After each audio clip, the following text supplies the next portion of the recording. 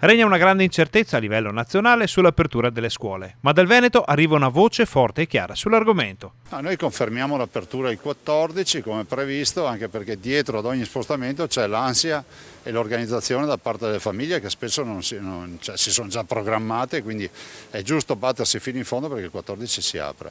Ci saranno purtroppo questi 2 giorni d'arresto che saranno il sabato 19, il 20 si voterà mai domenica, il 21 si vota che è lunedì, martedì le pulizie, quindi si suppone che i giorni persi siano il sabato mattina, il lunedì e martedì.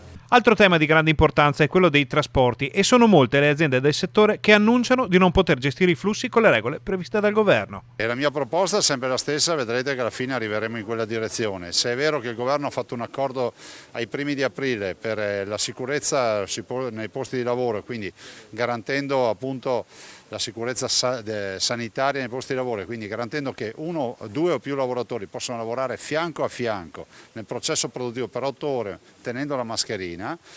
È pur vero che gli stessi lavoratori in autobus possono stare fianco a fianco con la mascherina. Oggi qualcuno vorrebbe dire di no.